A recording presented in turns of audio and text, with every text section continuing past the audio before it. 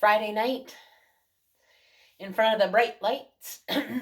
Tomorrow, I am competing at the district level Toastmasters International competition, the speaking competition.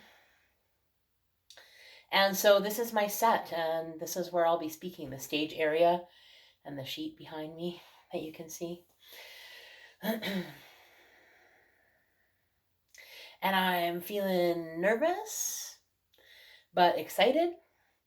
And I've competed many times before, so it's not new. But what I'm finding is that there's this, I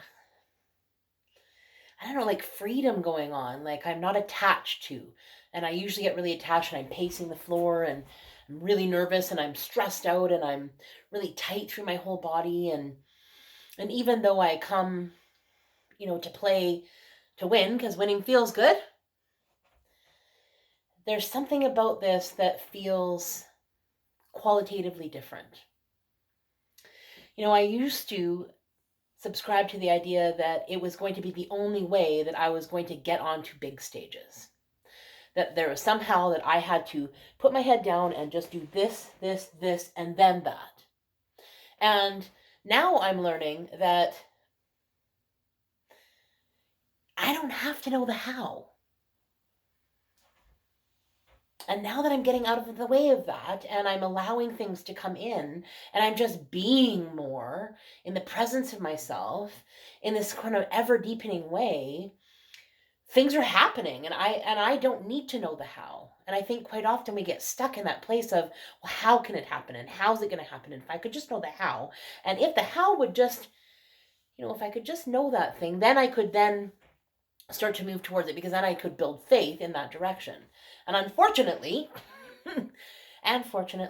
it doesn't work like that. We have to surrender to what may be, take a leap of faith forward and say to ourselves, okay, so I don't need to know how. I release the control or the need to control that outcome. Today I noticed in the idea of, remember yesterday I talked about setting intention for time. So this morning it was focus. And then in the mid-afternoon to evening it was open. And then in the mid to late evening it is still clarity. So what I notice is when I predetermine what it is that I want to feel in those periods of time, and I put it into my calendar this morning, immediately the first thing that I saw was focus.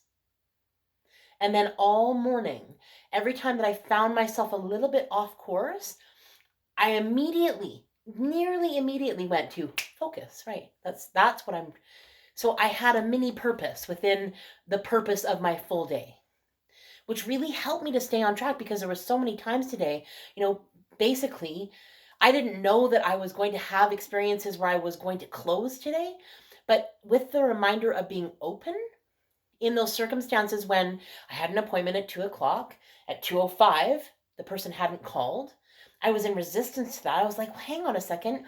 You said we were talking at like 5 to 2 and everything was fine. Yes, we're going to speak in 5 minutes. So then at 5 after, I was like, okay, so what part of this communication did I not get right? What's going on? And I can feel my body starting to tighten up, and I can feel my body starting to close, because I've got a deadline where I have to get ready for my speaking competition, and I need to have all this gear set up by a certain time. And I know that I have a small time frame. So I can feel my body starting to tense, and then I remember, right, open. And I had to breathe myself back into that place about 17 times in that 5-minute stretch where I didn't know what was going on. Because I was like, this shouldn't be happening. We had an appointment. I don't like waiting. I don't like when people are late. It feels disrespectful to my time. What's going on? I'm texting, am I to call you or are you calling me? Like, that wasn't clear, obviously, at that point in time. I assumed she was calling me. But the problem is we didn't have an actual conversation about that and clearly state what was going to happen, just that the call was going to happen at 2:00. And I don't know if you ever have that experience where you get into a situation and you think one thing and another person thinks another thing. And all of a sudden there's this disengagement that happens and the crunchiness, and people are offended and or in their shit, so to speak. And it happens all the time. I think there's that friction place, right? So today, when I'm sitting there and it's now 6 minutes after and 7 minutes after and 8 minutes after, and I'm like, okay, well, I have a deadline. I only had a window for an hour and this appointment is 1 hour long. So how's this going to work? Now I'm going to be here till 10 after 3. And I could feel my body tighten. I could feel that anxiety rise within me. But knowing that I had scheduled myself to be open, it was such a strong reminder because it was right there and present with me. Right, Tanya, your purpose right now is to be open. So I don't know why this is happening. I don't want it to be happening. It's not that I agree that it is happening, but it's I then take control over my response to it, right? So instead of getting to the appointment where I'm not present because I'm so wound up and my body is on lockdown and I'm pissed off, and so all of those things are not open. They'd be closed down, they'd be shut down, and I wouldn't receive what it is that I intended to receive within this call, which was a gift, right? So I had to remember to breathe myself open and really take that on as a reminder. This is my purpose. This is my purpose. This is my purpose.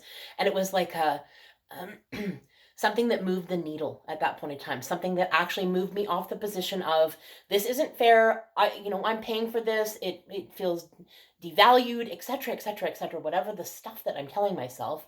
And then I could pivot to another place where I could be in the openness that I wanted to be in, which was my intention.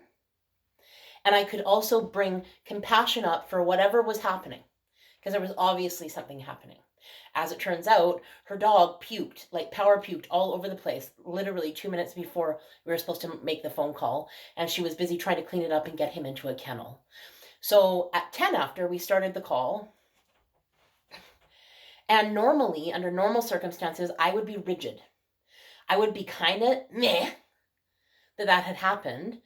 And I wouldn't be open to the conversation. There'd be film there, there'd be residue. And what I found was a level of compassion. There was a level of grace, because sometimes things go sideways. Sometimes people forget.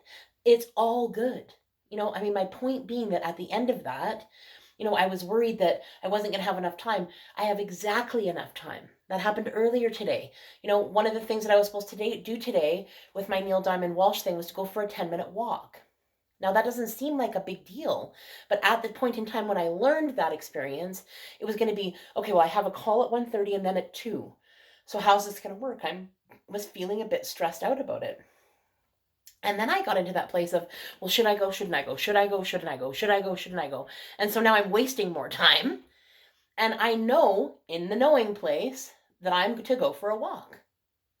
And so I set out to do this 10-minute walk.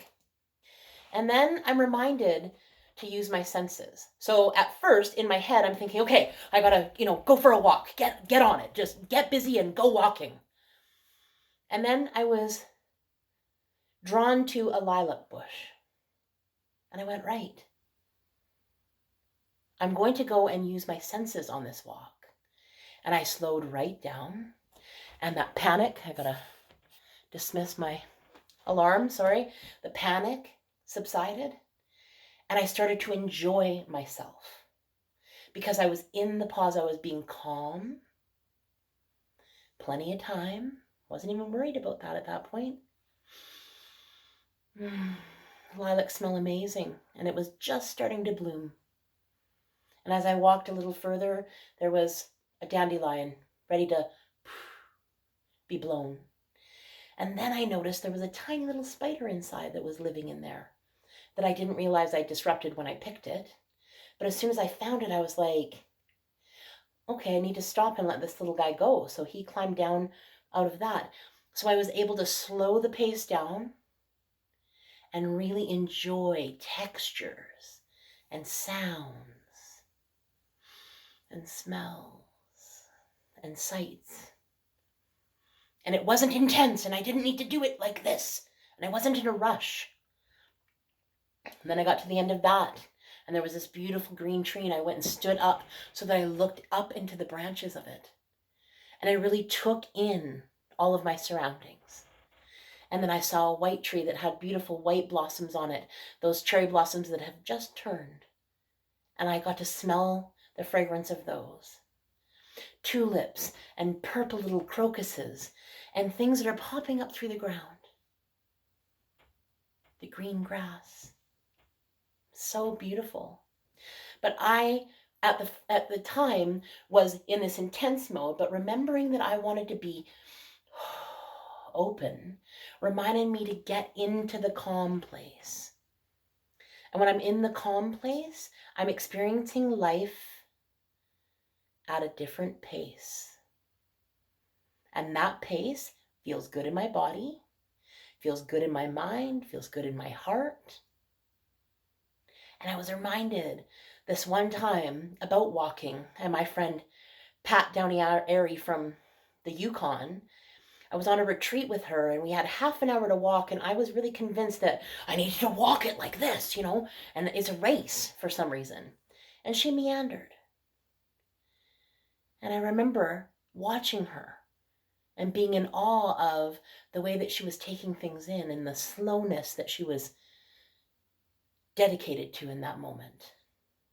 And I envied that place. Today I experienced it because I chose that, because I had a purpose, because that purpose kept drawing me back onto schedule when I would pivot off track. And then I was able to get back on track and start enjoying the experience of life. And what an amazing gift that is, to be able to set myself an intention of how I want to experience life and then pull myself into that place over and over and over again if I need to. But when I'm in that place, it feels good. So all in all, I had an amazing day. And I wasn't gunning, and I didn't feel nervous, and all the lights got set up just in time, and everything happened exactly the way that it was supposed to. And I didn't feel like I needed to drive like a crazy fool, and I didn't feel like this intensity that sometimes I get, destination bound. And now I'm understanding that it is just the journey. And it's magic when we slow down long enough to actually feel the experience, to be the experience. And I tell you, my granddaughter teaches me so many cool things about being in the moment and using all of my senses to experience the world. And it reminds me of being a kid and how many hours and hours and hours from morning till late at night. Well, till the street lights came on and then we had to be home.